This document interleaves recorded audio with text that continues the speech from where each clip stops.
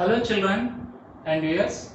So in the previous class I explained about the principle of superposition and as well as the path difference, phase difference and what are coherent sources of light.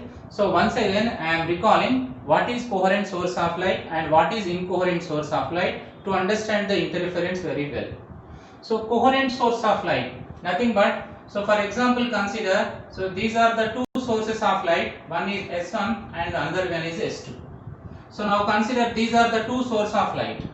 So if they emit the waves with the same frequency, and when these two sources will be emit the waves with same frequency, and as well as after emitting these two waves, when these two waves are traveling, so they must maintain either constant phase difference or same phase difference. So then these two waves are called coherent waves and these two sources of light are called the coherent sources of light.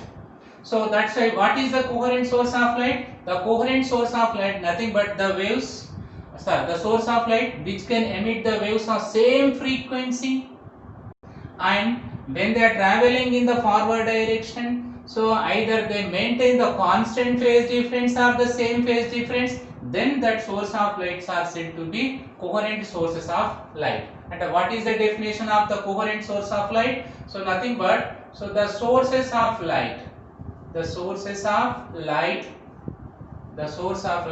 emitting the waves of same frequency, and traveling with either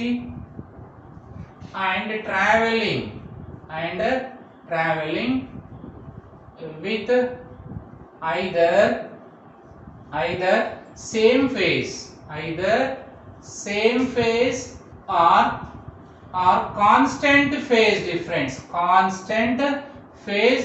difference, so are called coherent sources of light. So nothing but, so the source of light emitting the waves with the same frequency and traveling with either constant phase or same phase difference, then that source of light are called the coherent source of light. Example for the coherent source of light nothing but, so the two pinholes are two slits illuminated with the same source of light, nothing but when the same source of light is incident on the two pinholes or two slits, then the two slits or two pinholes can be act as a coherent source of light. So what is the first example for the coherent source of light? So two pinholes are slits illuminated by same source of light.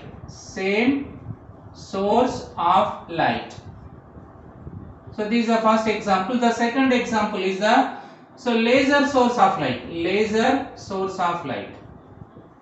So the laser light is also, and the laser source of light is also example for the coherent source of light. These are the example for the coherent source of light, and as well as the source of light and its virtual image also can be taken as a coherent source of light. And nothing but source of light and its virtual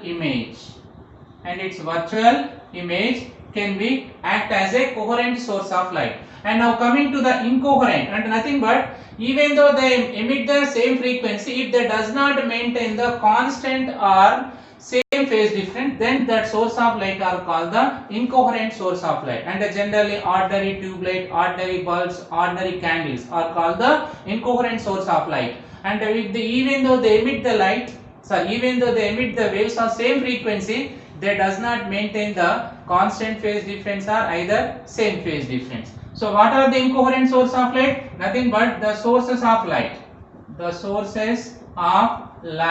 emitting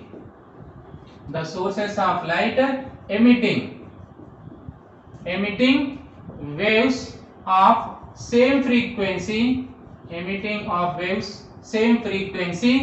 whose phase difference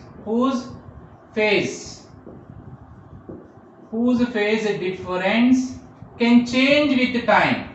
whose phase difference can change with time. So that sources of light are called the incoherent source of light. So example for that is nothing but the light emitted by the two candles, the light emitted by the two bulbs is also nothing but incoherent source of light, and nothing but the light emitted by two candles or bulbs can be taken as, and nothing but any ordinary two source of light generally in our day life can be taken as what? Incoherent source of light.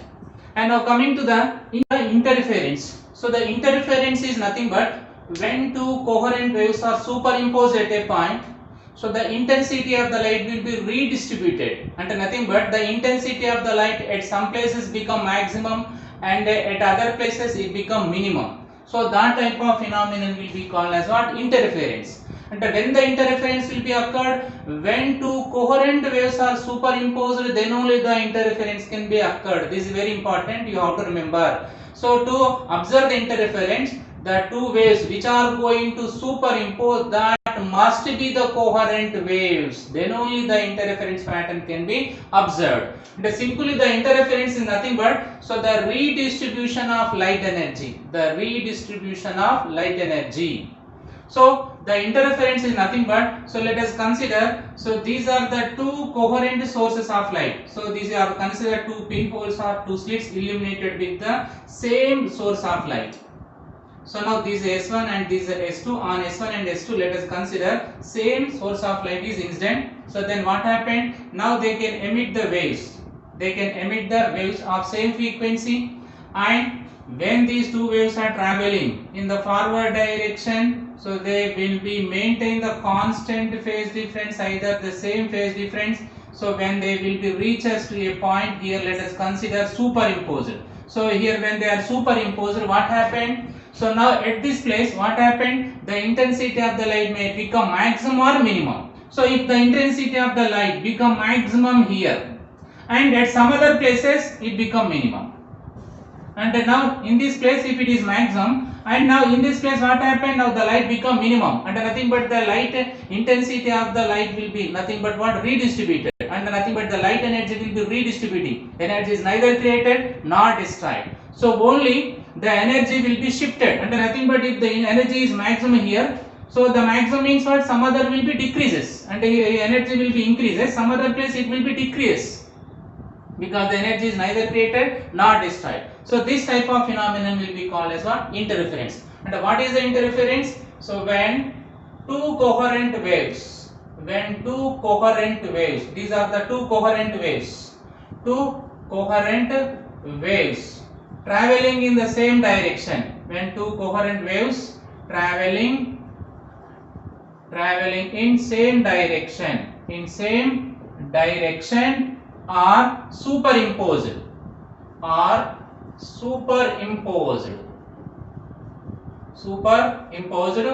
then the resultant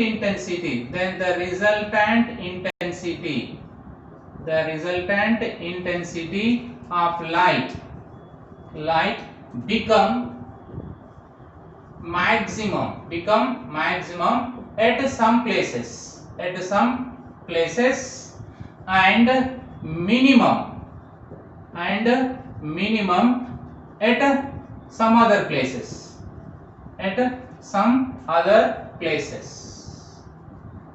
So this phenomenon will be called as what? Interference. And nothing but if these are the two coherent waves are traveling in the same direction or superimposed at this place, what is happening? At this place the intensity of the light become maximum. So that's why, so these are some other places the intensity of the light become minimum. So this will be happened in alternatively. Again in this place the light become maximum, and again it become minimum, and nothing but the intensity of the light become alternatively with changes.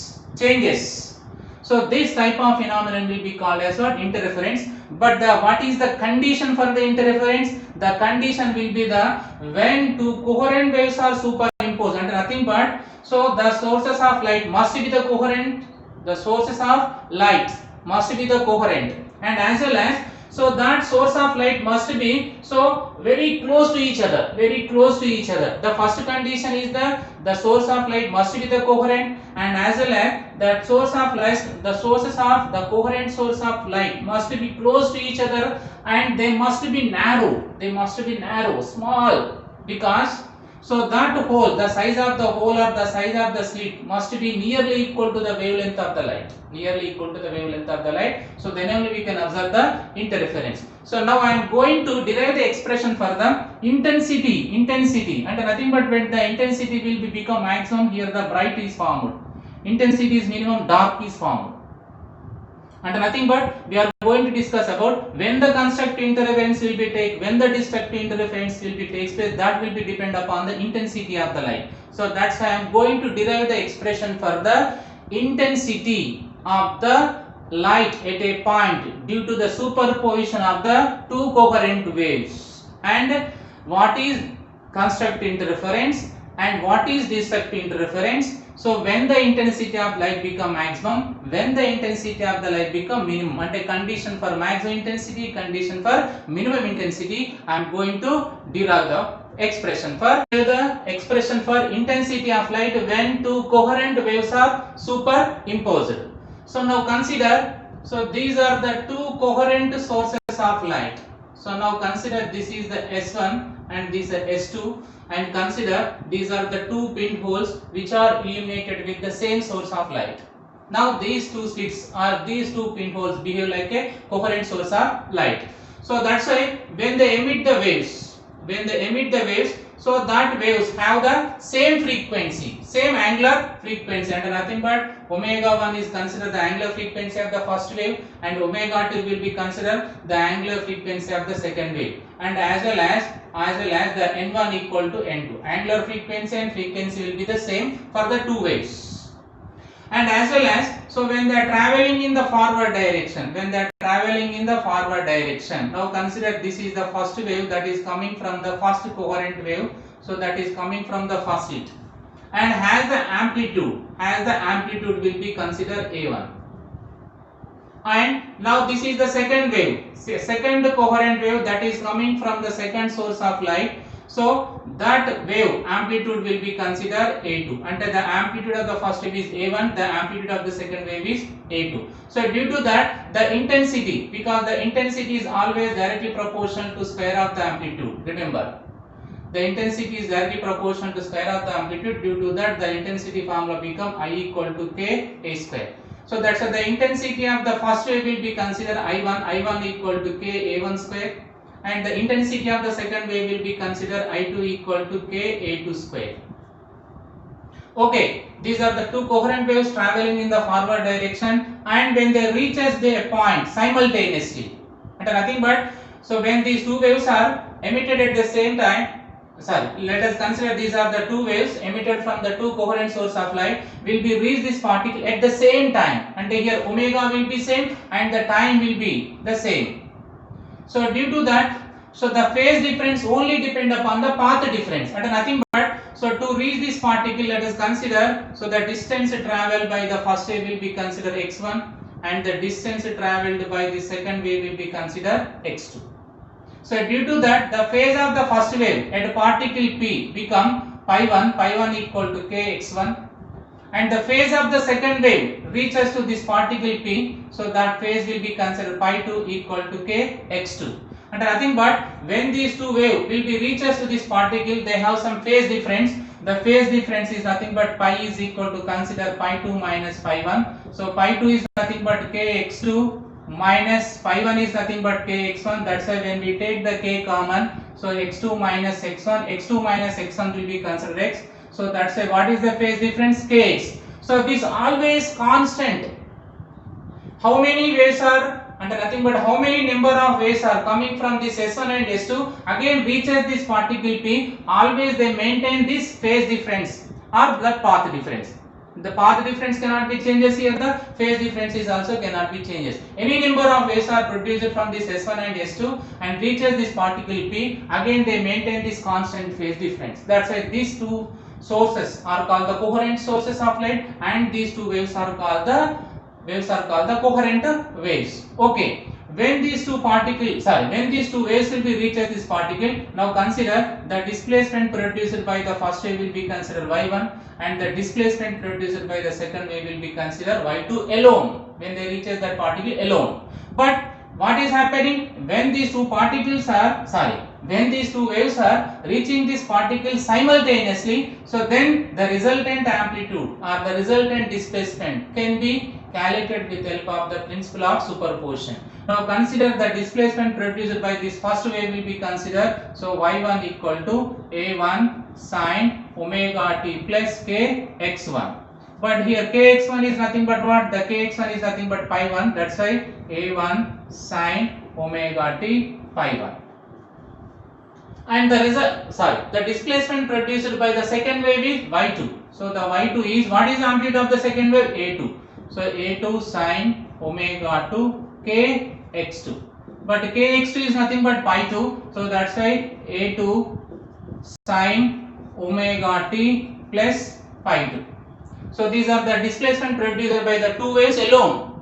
But what is happening? These two waves have reached that particle at the same time. So that's why the resultant displacement this particle can be calculated with the help of the principle of superposition. According to principle of superposition, the resultant displacement is equal to, so the vector sum of the individual displacement produced by the two waves.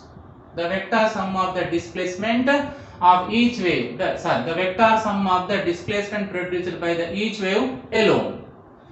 So that's why when I substitute the y1 and y2 here, so after simplifying you get the resultant displacement. In the resultant displacement you get some amplitude. That amplitude will be called as a resultant amplitude. By finding the resultant amplitude, then only we can find the resultant intensity at this point. So the resultant intensity at this point is considered that I equal to k a square. So this a is nothing but the resultant amplitude at this point. So first of all, by using this principle of superposition, I am going to calculate the resultant amplitude. By finding the resultant amplitude, then only we can find the resultant intensity. So depending upon the resultant intensity, so we get the constructive interference and destructive interference.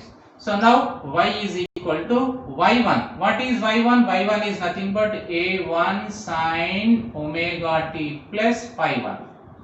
So plus y2. y2 is nothing but what? a2 sin of omega t plus pi 2.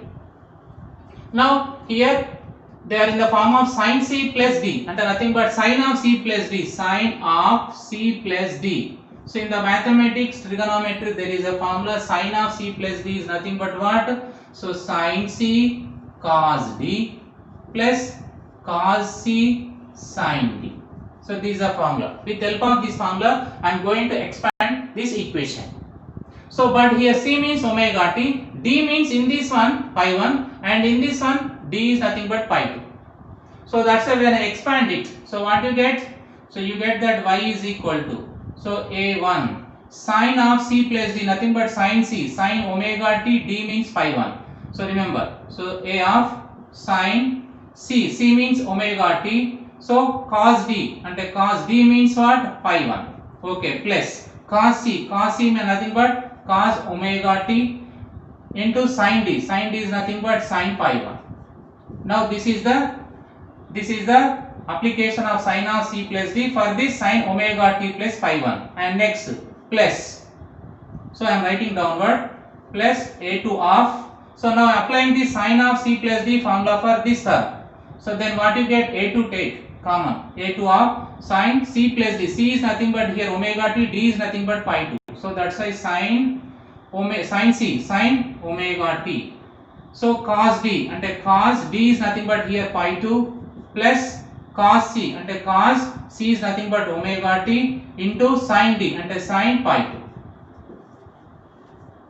And now when I applied the sin of c plus d for sin omega t plus pi 1, this one you got. And when I apply sin of c plus d from this for this one, you got this one. But when you observe, so in these two terms, so sin omega t is there, cos omega t will be there. But remember here addition will be there. Addition on the observe here. ఇది first term ఇది second term అనుకోండి, దీనిలో sin omega t common తీయచ్చు, దీనిలో sin omega t common తీసాం అనుకోండి, what you get? So this y is equal to, so now when this and now from this one, when I take the sin omega t common, sin omega t common, what you get when the a1 is multiplied inside? So a1 cos phi 1, a1 cos phi 1. Okay. Now from this one, when I take the sin omega t outside, and nothing but, so when a2 is multiplied inside, what you get? a2 into cos phi 2, and a2, sorry, plus, here plus is there, plus a2 cos phi 2. And next plus, again in these two terms what will be there? Cos omega t. So that's why when the cos omega t will be taken outside, so a1 sin pi and a2 sin pi 2 will be remains. So that's why when I take the cos omega t common outside, so what you get? This a1 into sin pi 1, a1 sin pi 1 plus, and in this equation a2 sin pi 2, a2 sin pi 2. So ఈ రెండిటి నుంచి ఏ sin omega t common తీసాను, ఈ రెండిటి నుంచి cos omega t common తీసాను. So now, so to simplify this one, so what I am doing here, a1 cos phi 1 plus a2 cos phi 2 will be, I am considered as a cos phi, and a1 sin pi 1 plus a2 sin pi 2 will be considered as a sin pi, and nothing but in this equation. So now consider this equation 1. Now consider this equation 1.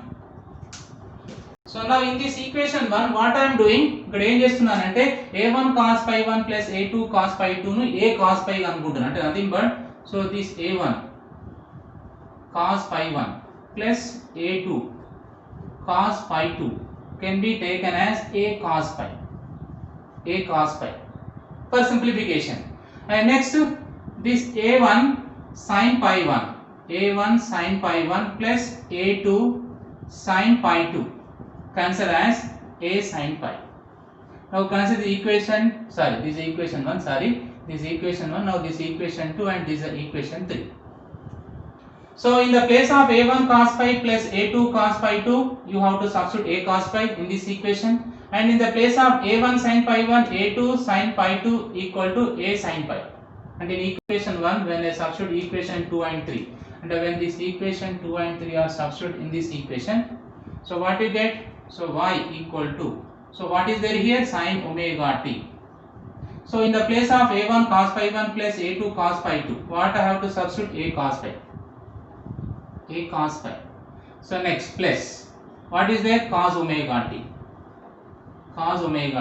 So in the place of a1 sin pi 1 plus a2 sin pi 2, what I have to substitute? A sin pi. Now I am rearranging this equation. Y is equal to, I am taking a outside, a will be outside, so sin omega t will be here, and next cos phi, and next when the a will be taken outside, what will be here? Cos omega t into sin pi.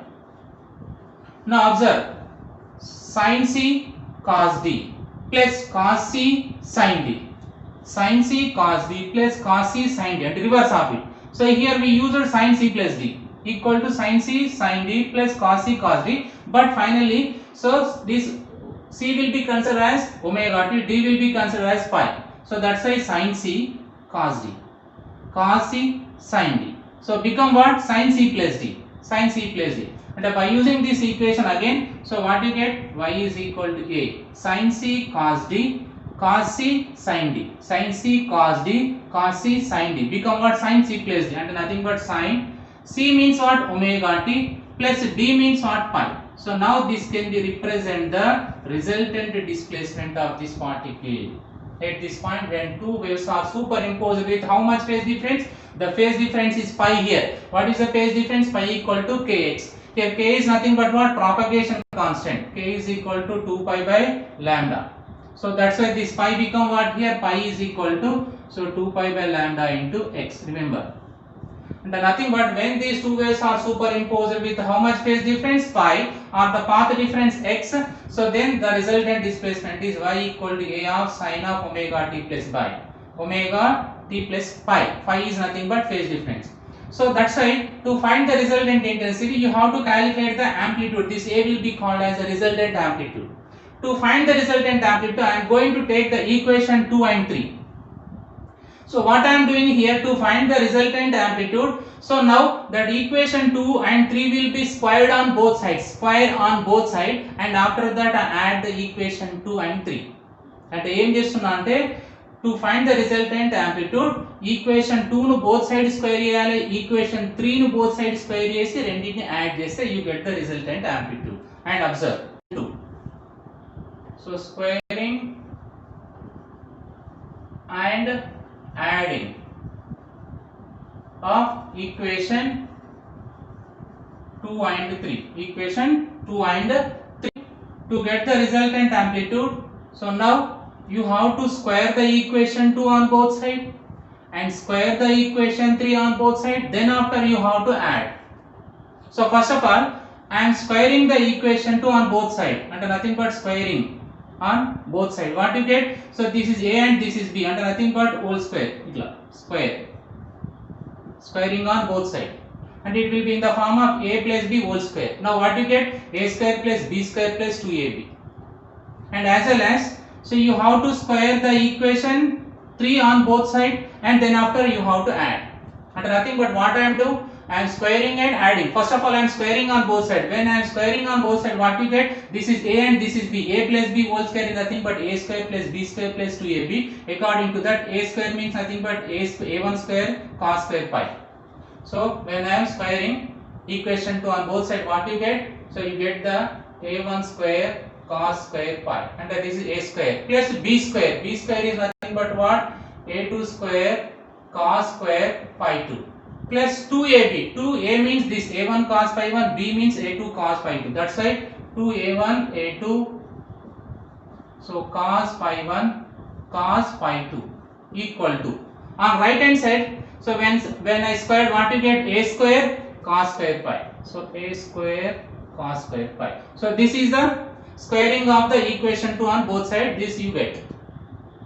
And next, squaring the equation 3 on both sides, what you get? Again a plus b whole square, and nothing but, so a1 square a1 square sin square pi 1, here pi 1, and next plus b square. B square is nothing but what? a2 square, so sin square pi 2 plus 2ab, and 2a1 a2 sin pi 1 sin pi 2, and nothing but 2a1 a2 sin pi 1 sin pi 2.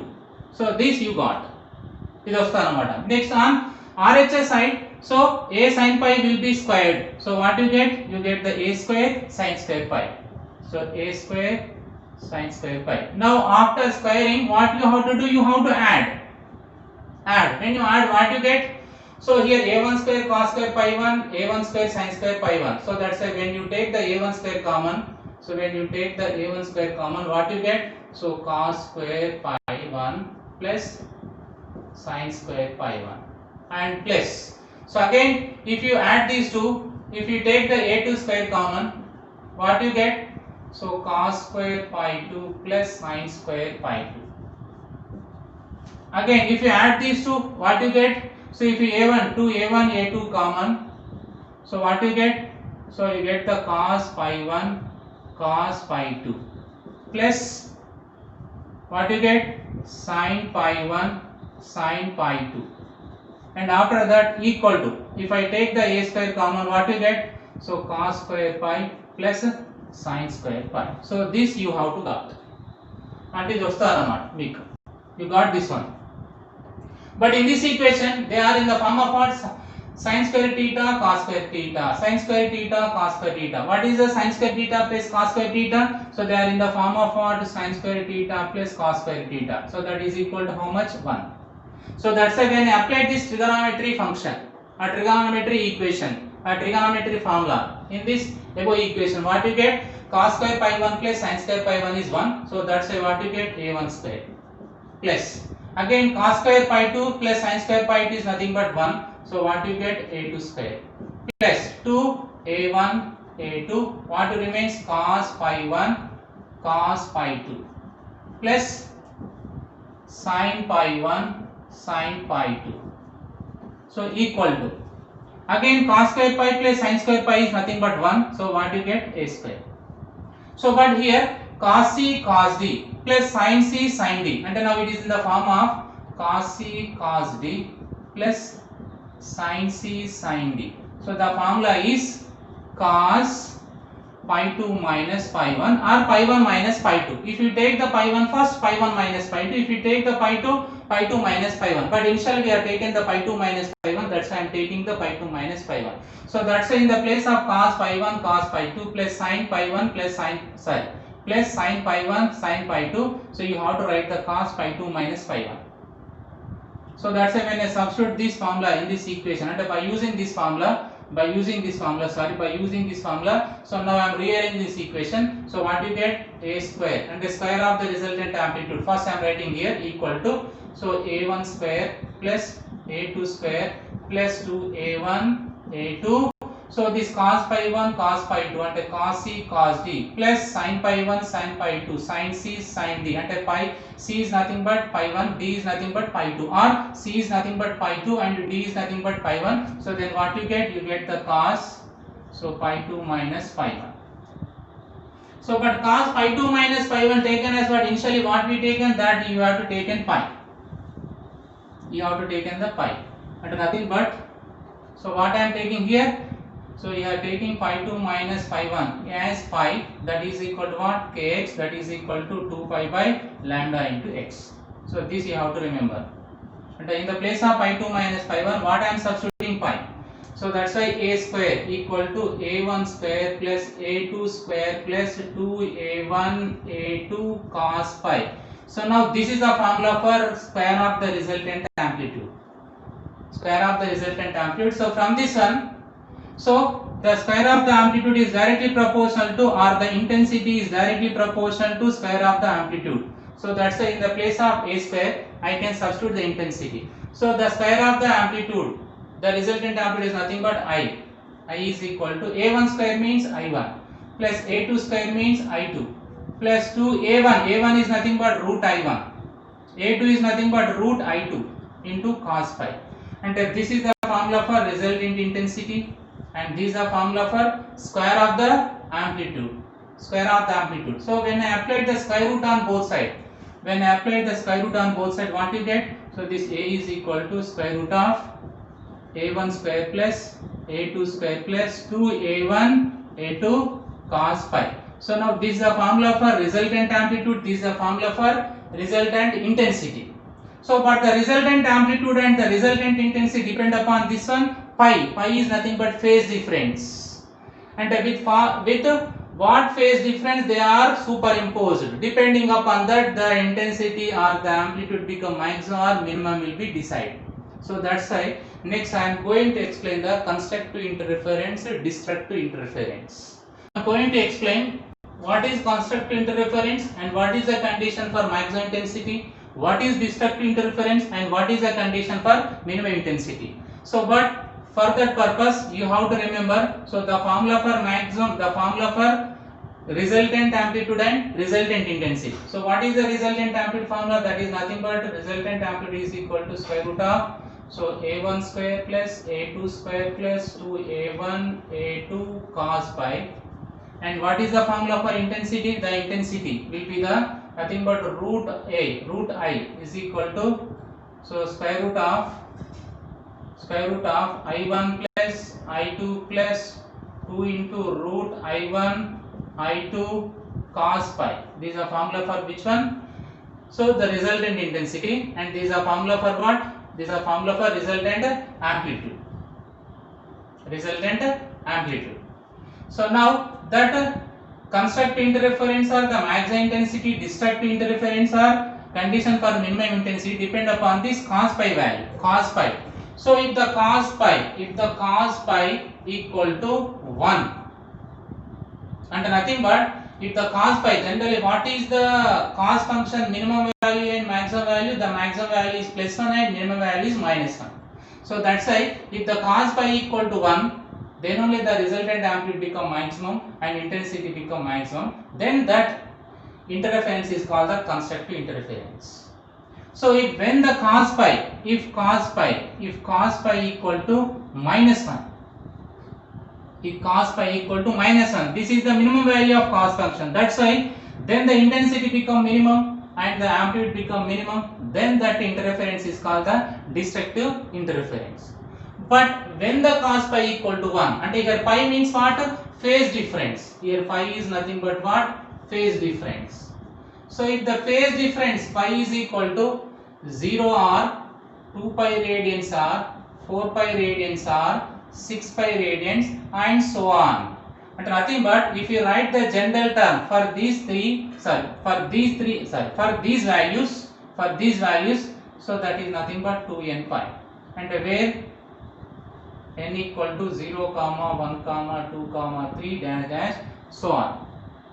And nothing but at t, when the two waves are superimposed with the phase difference 0 or 2 pi radians or 4 pi radians or 6 pi radians at the p point, so then the amplitude become maximum and intensity become maximum, then that interference is called constructive interference, and this is called the condition for the maximum intensity. But this is only in terms of the phase difference. But in terms of the path difference, what is the relation between the phase difference and path difference? So that pi is equal to 2 pi by lambda into x. So that's when pi equal to 0 substitute, then x equal to 0. So when pi is equal to 2 pi substitute, 2 pi will be cancelled, then you get the lambda.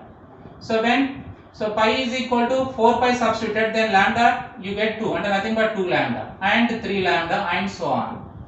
And nothing but if this is called the path difference, this is called the path difference, and nothing but if the path difference between the two coherent waves is 0 or lambda or 2 lambda or 3 lambda, then at that point P the intensity of light become maximum, then that interference is called the constructive interference. So if I write the general term for these values, so you get the n lambda, where n is nothing but 0, 1, 2, 3. And if the two waves are superimposed with this phase difference, if the two waves are superimposed with these two path difference, then only the intensity of the light become maximum or the amplitude will become maximum, then that interference is called constructive interference, and these two are called the condition for the maximum intensity.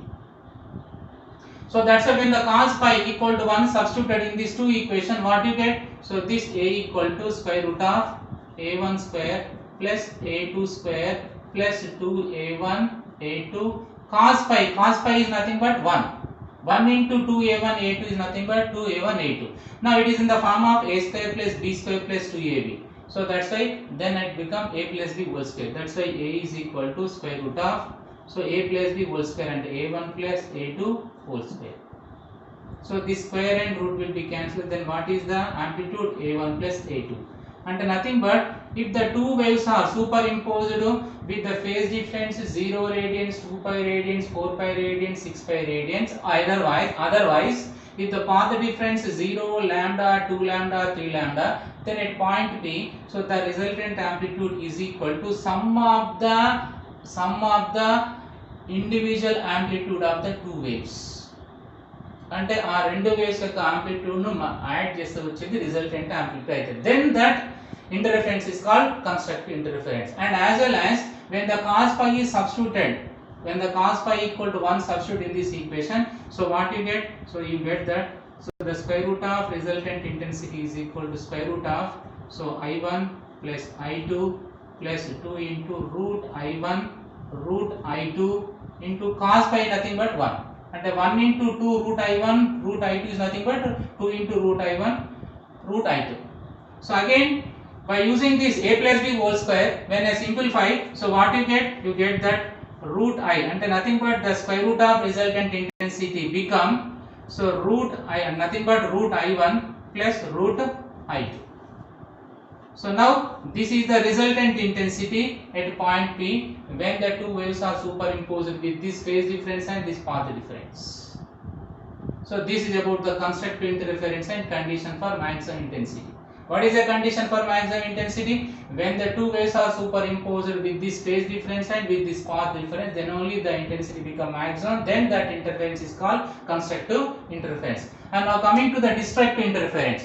When the destructive interference takes place, with the phase difference will be satisfy the condition of cos pi equal to -1, and nothing but, so this how much value of pi the cos pi become -1, that will be decide the destructive interference, and nothing but So if phase difference, if the phase difference that pi is equal to pi radians are 3 pi radians are 5 pi radians are 7 pi radians and so on. So and nothing but if the two waves are superimposed with the phase difference pi radians are 3 pi radians are 5 pi radians are 7 pi radians, then only the cos pi equal to -1, then only the intensity of the light become minimum, then that interference is called the destructive interference. So now when I write the general term for this pi, 3 pi, 5 pi, 7 pi, so you got that 2n plus 1 pi. So where n equal to 0, 1, 2, 3 dash dash. So when n equal to 0, 2 into 0, 0, 0 plus 1, 1 into pi, pi. When n equal to 1, 2 into 1, 2, 2 plus 1, 3, 3 into pi, 3 pi. When n equal to 2, 2 into 2, 4, 4 plus 1 pi, 5 pi. And now in terms of path difference, and by using this equation, pi equal to 2 pi by lambda into x. So when I substitute pi here in the place of pi, so you got that, and nothing but you get that, so that is lambda by 2. So if I substitute 3 pi here, so you get that is nothing but 3 lambda by 2. 3 lambda by 2. And if you substitute the 5 pi here in the place of pi, so you get that 5 lambda by 2, and so on and so on. So now if I write the general term for these values, you get that. So the general term for this lambda by 2, 3 lambda by 2, 5 lambda by 2 is nothing but 2n plus 1 into lambda by 2, where n is nothing but 0, 1, 2, 3. And if these two waves are superimposed with the phase difference pi radians, 3 pi radians, 5 pi radians and 7 pi radians, otherwise with the path difference lambda by 2, 3 lambda by 2, 5 lambda by 2, so then at the point P, the intensity of the light become minimum, or the amplitude become the minimum, then that interference is called destructive interference. These conditions are called the condition for minimum intensity. So when I substituted cos pi equal to -1 in these two equation, so you get that A equal to A1 minus A2, and the intensity become, so root I equal to root I1 minus root I2.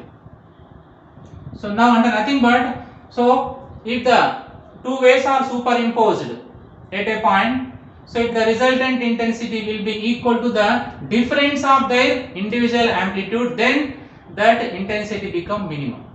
Then that interference is called the destructive interference.